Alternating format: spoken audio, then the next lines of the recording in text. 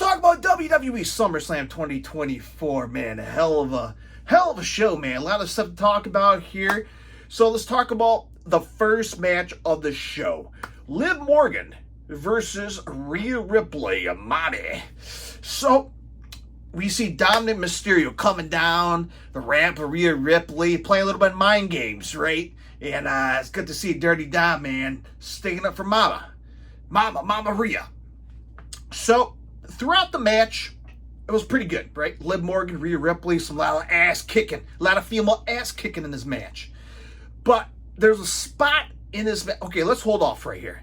Let's talk about SummerSlam in general, okay? Let's talk about the elements before we get into this women's match. I know, I'm jumping ahead here. Let's talk about the entrance stage. Nice, small, in the stadium. I love it. We don't need a huge WrestleMania stage for a SummerSlam, right? So I like it small. Don't keep your minds in the gutter, man. Keep it out of the gutter. I'm talking about the SummerSlam stage, just like old school from the 90s, right? SummerSlam at Wembley Stadium. I love it. Just LED screens, pyro, perfect. 50,000, 51,000. I'm not sure what the exact number of attendance, but that was 50,000 plus jam-packed for a SummerSlam. Now, if you asked me 10 years ago if SummerSlam was going to be at a stadium, I mean, it had happened, again, at Wembley Stadium, but to be a marquee, just like the Royal Rumble, which is doing big numbers, bigger stadiums, they're the top number 4.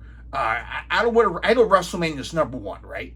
You got SummerSlam, what ranks, number 2, number 3 on the list? The Royal Rumble could be number 2. So when it comes to the top 4 marquee WWE premium live events, SummerSlam's up there, the stadiums, man, which is incredible for business, and WWE executed it right and perfectly, especially when you put an awesome match card on paper. So kudos to WWE. And yeah, they had some sections where they tarped off at the top, but who gives a rat's ass, right? It's SummerSlam. It's in a stadium, right? It's remarkable how business is going for WWE. So good stuff. Other stuff I noticed was some of the graphics, right? I love the graphics in SummerSlam. Talk about the histories and stats for the wrestlers. That was really good. I like that. Some things some fans notice.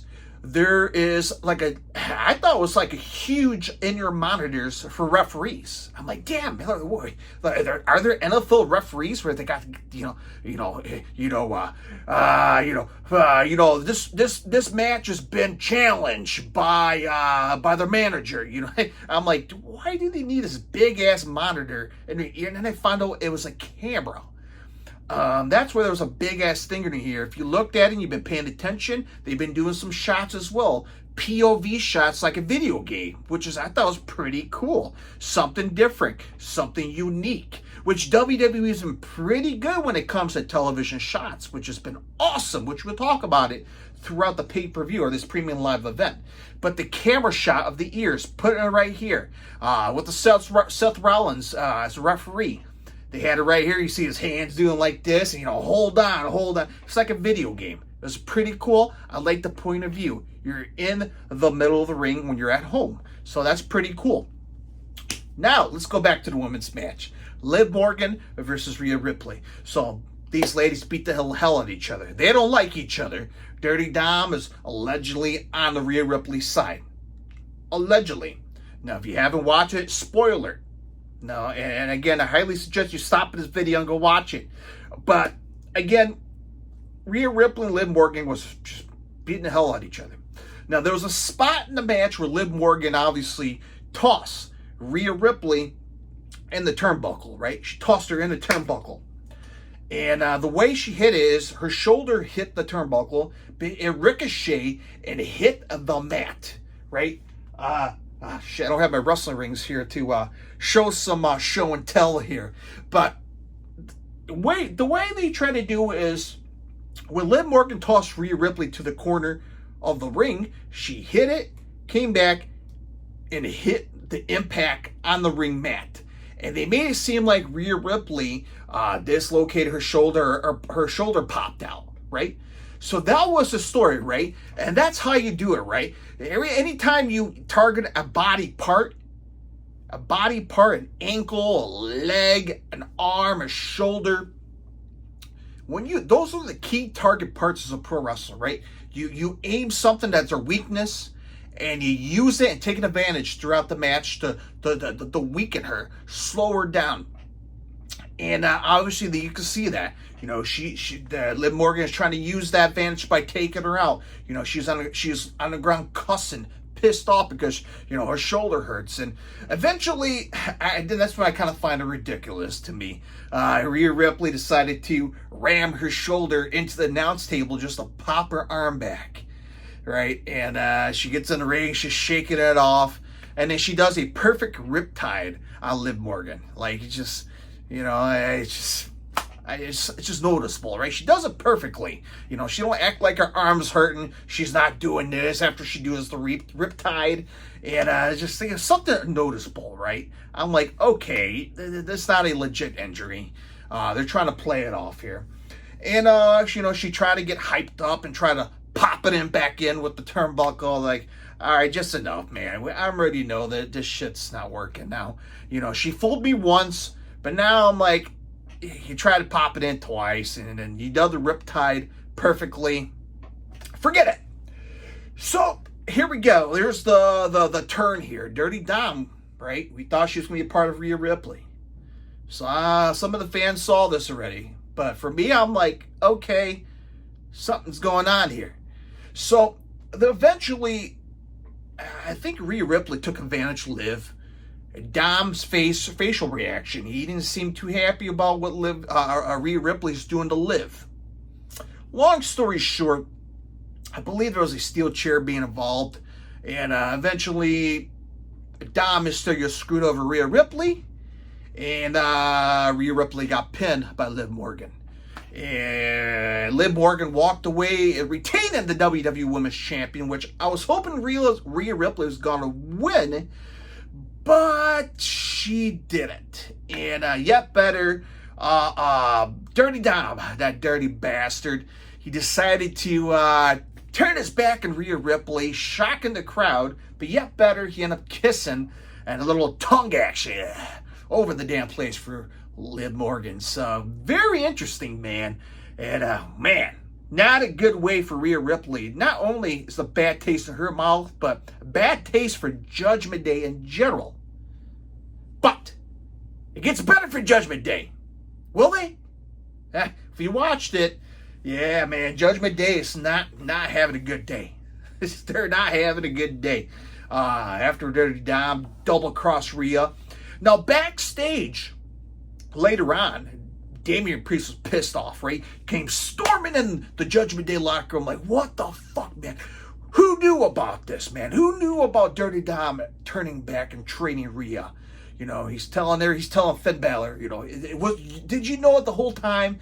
Finn was like, no, man, just don't worry about it. Just focus on your main event, or your championship match later on the night. Damian Priest was like, okay, we'll handle this later. So, very interesting, man. Rhea Ripley unsuccessfully did not win the women's world champion, and I'm a little disappointed, but it is what it is, and it's gonna be an interesting story this coming Monday on Raw. All right, let's start with the next match here: Braun Breaker versus Sami Zayn. This one I kind of saw coming. I talked about this in my previous prediction. Braun Breaker, man, just an impressive specimen of a hell of a wrestler athlete. That's a lot of words in one sentence. I kind of jumble around, but who give a rat's ass? Because Braun Breaker is a phenomenal superstar, man. He is the future. Braun Breaker is the future. You had his family members, Scott Steiner, the mathematician Steiner Math, right here, sitting in the crowd with Rick Steiner. Yeah, man, that was pretty badass, man. You got the Steiner brothers up in the grandstand watching, alongside with DDP, baby, Diamond Cutter, boy. And, man, so Braun Breaker came out, badass, man. Just an absolute badass, jacked up to the bones, jacked up to the gills. Man, he makes me look bad, man, sitting on the couch having many of these, man. And out comes Sami Zayn, right? The underdog, fans' favorite, who walked down as the Intercontinental Champion, right? Nothing against him, right? So we talked about, what's his name? Gunther, right? Who brought prestige for the Intercontinental Champion, right? He brought prestige, right? He surpassed and broke records for the champion till Sami Zayn defeated him at WrestleMania, right? So Sami Zayn is a great champion. And it's nothing against him. He's an underdog. He is the people's champion. No, I don't want to say that. That's The Rock's gimmick. But he's the people's man. And he did great stuff for the Intercontinental Champion. But Braun Breaker, he's a whole new level, man. He's the next level up. He's like 2.0 of the Steiner brothers combined, right? He is a genetic freak. No pun intended, man. He came out. Sami Zayn, man, he did the best he can in this match, right? He tried to be mental smart, right? He does not have the physiques and power like Braun Breaker. He doesn't have the speed. I mean, freaking nature speed, like NFL wide receiver speed, right? Braun Breaker has. Sami Zayn don't have that, right? But Sami Zayn has the knowledge, the veteran skill set, and he has more of seniority over Braun Breaker, right? He's been part of the main roster for quite a bit. So when you put that smack dab in a match, you have a little friction here. But you know, Sami Zayn, he tried. He tried his best in this match against Braun Breaker. But man, he fell short. All it took was one spear from Braun Breaker. And just like that, 1, 2, 3. Braun Breaker's your new Intercontinental Champion. Well deserved. Well deserved. And I saw this kind of coming, man. Nothing, and I talked about this a couple seconds ago. There's nothing against Sami Zayn. He's a hell of a championship person, right? A hell of a wrestler. But Braun Breaker is on a whole new level. Again, prestige. If Triple H is going to put this Intercontinental Champion as the prestige champion, you got Gunther reigning supreme, making that championship once it was a special title held by many legends, right? Pat Patterson. And I think Braun Breaker's the next great generation superstar, the next superstar to bring prestige that's also not Gunther. So he's going to have a hell of a run here. And I cannot wait to see what's next for Braun. Who's his next challenger? That's the interesting one. We got the next premium live event, Bash at Berlin. One of my favorite bands, metalcore bands, Electric Callboy. I heard their song featured, theme song for Bash at Berlin, the German Boys. Oh, man, I can't wait for that show. August 31st. And man, we got a busy last 2 weeks, 2 or 3 weeks of pro wrestling. So we got Bash at Berlin on the 31st. We got AEW All In right around the time frame. We got All Out September 7th. So we got a lot of pro wrestling, a lot of big stuff going down towards the end of August, leading into Labor Day. So good stuff. But man, Braun Breaker, thumbs up, good match. And it was short, it was quick, and went straight to the point, and it made sense. That's what I loved about this match. Smooth and clean. Okay, LA Knight, yeah, came down to face off Cleveland very own, who got his ass booed. You got Machine Gun Kelly. Yeah, he came down with Logan Paul. Down the ramp, Logan Paul came down with United States champion around his waist, and LA Knight showed up in the Prime truck. He allegedly stole this past Friday on SmackDown. And he claimed, like, you know what? I'm going to just bust this window in his Prime truck. And I'm like, okay. I mean, I don't know what damage it's going to do in his match, but go ahead and bust this window. And obviously, it was a fake window because it was like a plexiglass. It wasn't like real glass. Yeah, it was interesting, but I guess make LA Knight look tough. I don't know. But LA Knight came down to the ring. Here we go. Match time. Nice little story, man. Both guys were just excellent in the ring when it comes to athleticism, right? Can't say that word, but they were it's not like Mike Tyson. Athleticism. Yeah, man, these guys had a hell of a match, right? LA Knight, which is phenomenal, man. Those one spot in the match where he was on the second turnbuckle and he jumped up to the third one just from athletic jump. just phenomenal. The Maverick, Logan Paul, when he did that backwards springboard moonsault, man, that was just picture perfect. Both guys were just, their athletic, just abilities were awesome. Awesome. So these guys had a hell of a match, right? And of course you had Machine Gun Kelly get involved in the match, of course. Yeah, you had the Prime Cronies get involved in the match. Yeah, eventually Logan Paul had a brass knuckles, and that failed miserably. And LA Knight managed to, he did BFS, BFT, BLT, wanted this finishing move. Splatter, 1, 2, 3. LA Knight's your new United States World Champion. How about that? Well deserved, man. And, man, I was hoping LA Knight gets some kind of break. I was hoping so. After facing Roman Reigns a couple months ago, and I'm like, okay, LA Knight's pretty much been on autopilot for the past couple weeks, past couple of months. What's next for him, right? He's fans' favorite.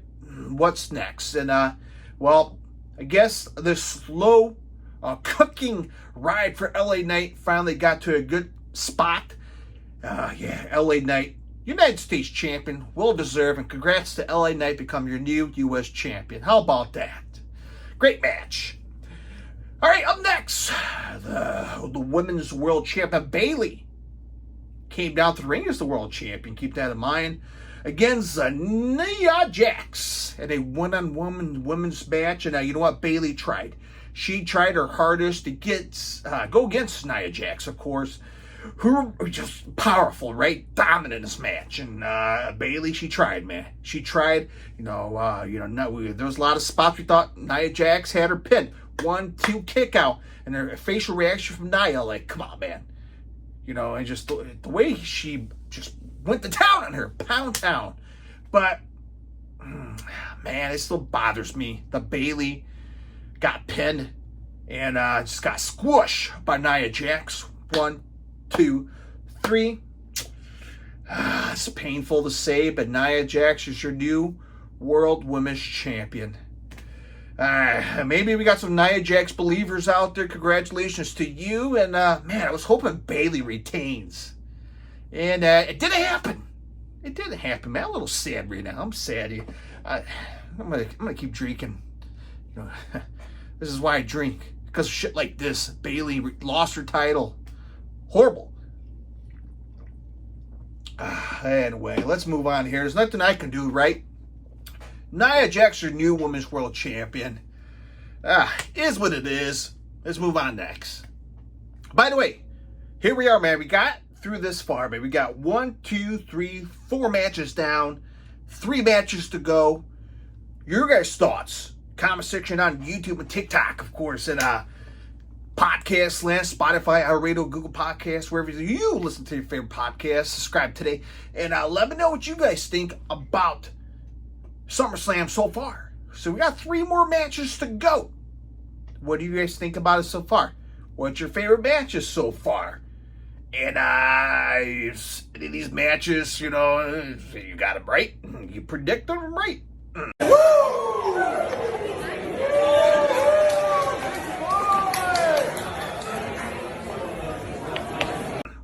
Let's move on here. Drew McIntyre versus CM Punk, baby. Chicago's very own, with Seth Rollins as your special guest referee. Seth Rollins come down, got his nice little crowd reaction singing to the song, got his referee shirt on. All right, out comes Drew McIntyre, and coming down to the ring. Now we're ready for CM Punk. CM Punk comes out. Seemed like his ring attire gear was probably Bret Hart theme. Pretty cool colors. I loved it. First match back since the Royal Rumble when he got injured. Here we go, match time. And these guys went to war, baby. There was no time wasted. Eventually, both guys spilled outside of the ring. And instead of Seth Rollins, who was supposed to be referee, supposed to be doing his job, supposed to be counting the wrestlers that were outside of the ring, and he was not counting. He's like, screw it, let these guys beat the living out of each other. And eventually, both guys got back in the ring, and that's where Seth Rollins became a referee. And these guys went to war. Nice little story here, right? Back and forth. Good old-fashioned wrestling match here. Good stuff. And then there's a little conflict with Seth Rollins, who was not playing a role as a referee. There was a spot where, Drew McIntyre, I can't remember. He was trying to pin, no. He had a chair. I think Drew McIntyre had a steel chair, and Rollins was like, just don't do it, dude. Just don't cheat. And he's like, yeah, screw it. I'm just going to turn around and not look. So I'm going to pretend you don't have a chair. And, Drew McIntyre was ready to use it on Punk, and Punk reversed it, got rid of it. He rolled up Drew McIntyre, and he was ready to pin him. He rolled him up and pinned him. And that's where Seth Rollins still had his back turned. And Punk was like, dude, what are you doing? Be a ref and turn around. And Seth Rollins turned around and, 1, 2, and kick out. And again, Seth Rollins was not doing his job as a referee. And there was a little friction here between Punk and Seth. Vice versa. Later on it happened to Drew. Now there was a friction between Drew and Seth. So now it seems like there's a little story here, man. There's now a little bit of friction with the referee, the special guest referee, Seth Rollins. So here we go, man. And the match kicks off, and I'm trying to remember my old cranium here went down. So the whole story is for CM Punk here. Yes, the little friendship bracelet which featured CM Punk's wife, his dog. Yeah, Drew McIntyre stole it from CM Punk back in Chicago a couple weeks ago. And the whole purpose of this was like a personal, trying to take something away from Punk. Well, Punk saw it and he wanted it back. It felt like a bad guy versus a good guy action movie, right? When the bad guy had a gun. And eventually the good guy, just knocks out the bad guy. The gun starts flying. And both guys were laying on the ground. Somebody has to go get that gun and just take out whoever, right? And that's what was in his match, right? He sees the bracelet out there. Punk is like, there it is. Let me go over there and grab it before Drew McIntyre gets it. And eventually he got hold of it. And then he lost it. And then that's where Seth Rollins grabbed the bracelet and put it on his wrist. Now, nobody saw it happen, right? It just kind of happened naturally. So eventually CM Punk got a control of Drew McIntyre, had him in a GTS go to sleep to finish your move. And as this was the perfect opportunity for CM Punk just to finish him and win the match. But instead of that happening, he saw Seth Rollins, a special guest referee, wearing the, friendship bracelet. And Punk dropped Drew McIntyre, and he's like, you son of a bitch, you have the bracelet. And I'm like, oh, Punk, just finish the damn match and then go get your bracelet. Like, it's not, I'm like, come on, man. And, yeah, that's what happened. He went over there and he got a little toughy with little Seth Rollins. Eventually, Drew McIntyre got up and got him, man. No, I know when Seth had his back turned, or no, he got knocked out, right? So when Punk was trying to go after Seth to get his bracelet back, that's where Drew McIntyre, clocked CM Punk right in the back, which knocked Seth Rollins. So it was like a chain reaction. And, Seth Rollins get, knocked out. And eventually Punk took out Drew. And then next thing you know, Drew just kicked CM Punk right in the balls. And I believe he had a Claymore kick. And next thing you know, Seth Rollins came in. 1, 2, 3. And Drew McIntyre defeated CM Punk. 1-on-1s in the singles match. Oh, because CM Punk, a little selfish here, man. He got a little selfish. And look what happened. He did this to himself. And very interesting, man, to see how this is going to come out. Will we get a rematch? Punk and Drew? Or will Drew come after Seth? So there's a lot of stuff going down. Will we have a 3-way in Berlin? We don't know what's going to go down, but, man, there's something going on here. There's something cooking here. Between Seth Rollins, Punk, or maybe Drew involved again. We don't know, but we'll have to find out this coming Monday on Raw. We text you, you ain't text back? No. You didn't call back? No. DM back? No. email back? No. Sent a smoke sniggle back? No. Sent a letter in a bottle back? No. All right, here we are, man. Down to the final two matches. Gunther versus Damian Priest, who came down as the champion. Hell of a match, man. Both of these two big, colossal guys beating the hell out of each other. So we talked about Gunther, right? Gunther, who has, brought the prestige for the Intercontinental Champion. Now we have Damian Priest. And again, just like Sami Zayn, nothing against Damian Priest. Hell of a wrestler. And, hell of a champion wrestler. Okay? Nothing against him. Nothing against him. I said it twice already. But, him as a champion right now, not yet. Gunther, he has proven that he is a championship-worthy material. Again, he brought prestige to the Intercontinental Champion. He is the future of the WWE. And what a way to take the next level. The next step for Gunther's career by putting prestige for the world champion and making a world champion mean something. Right?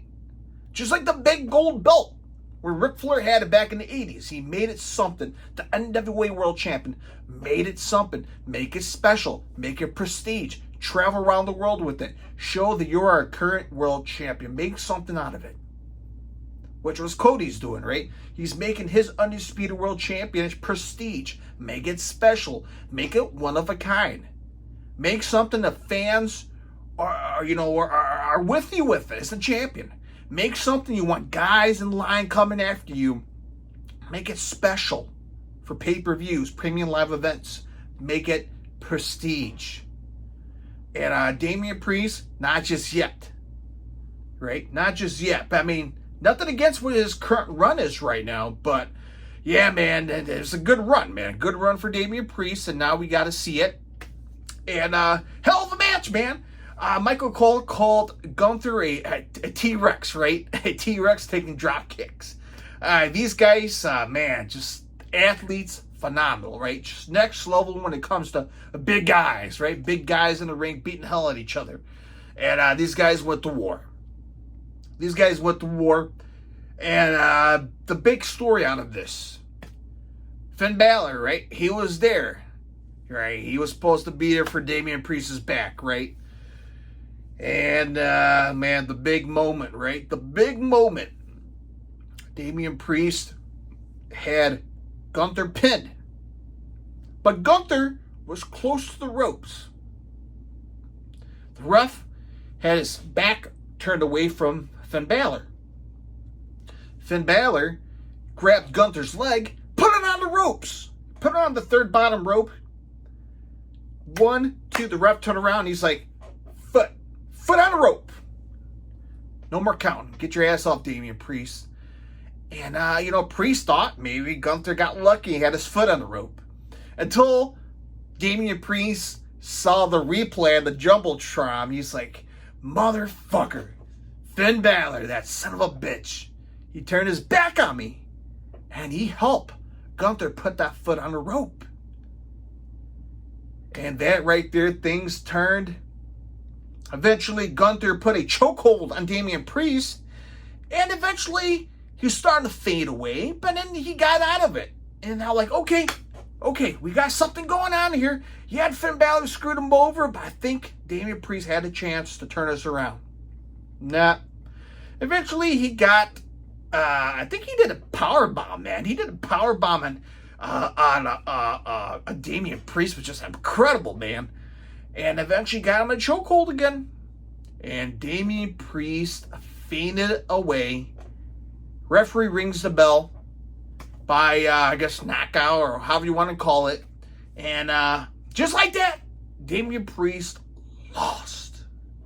And Gunther is your new WWE World Champion. Just like that. And now there's prestige for the World Champion. I can't wait to see this run.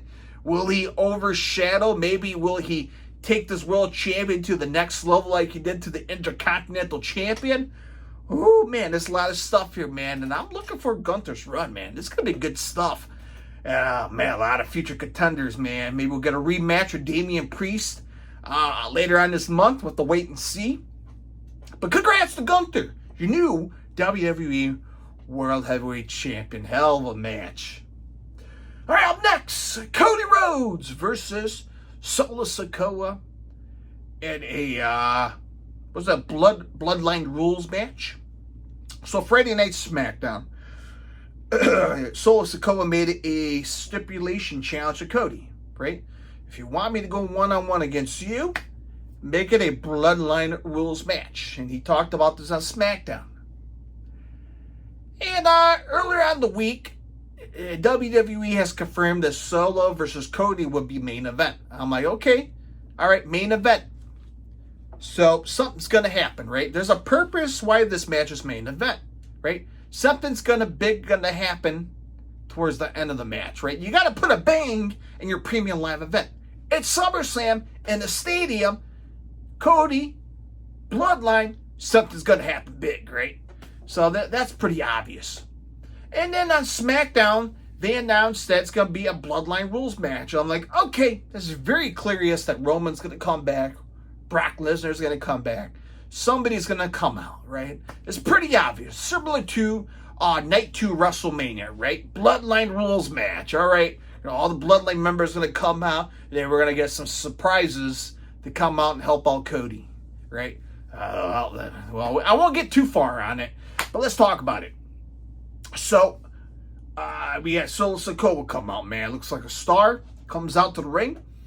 Here we go. We got a backstage. Again, talk about camera angles.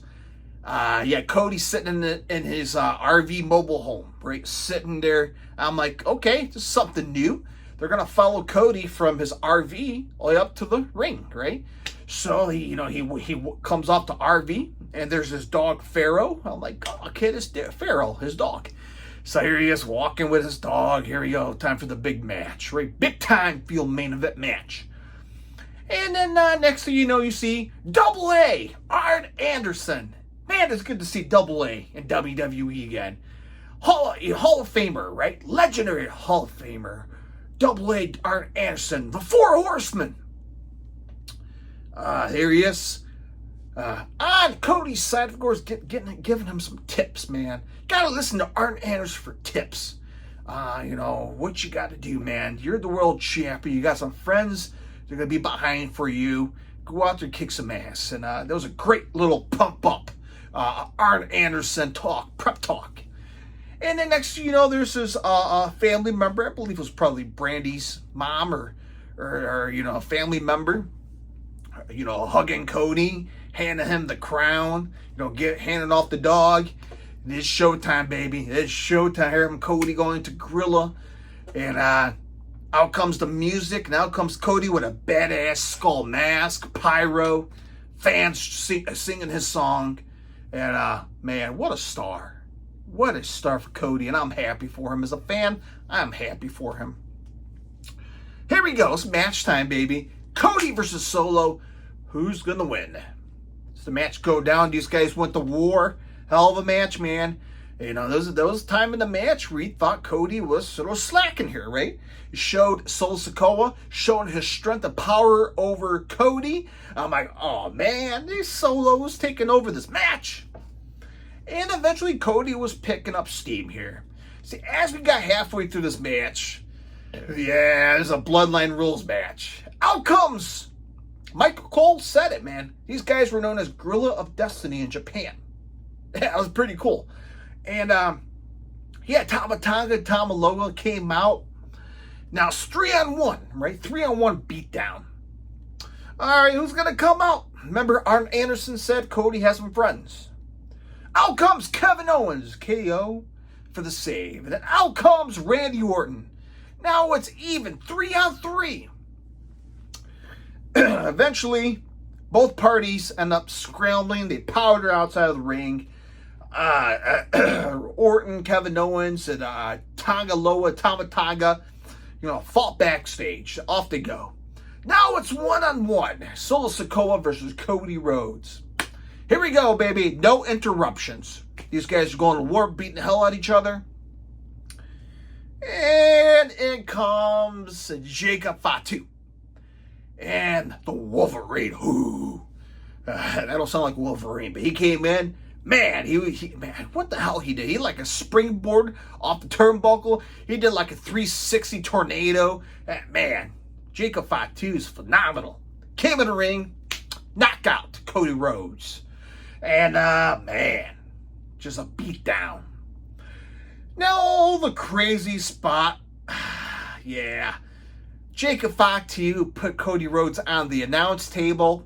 Jacob Fatu climbs up the turnbuckle, does a frog splash, and Jacob Fatu goes through the table with Cody, and I believe Jacob Fatu hurt himself. And I'm not sure if he hurt his ankle, foot, but it seemed like he injured it.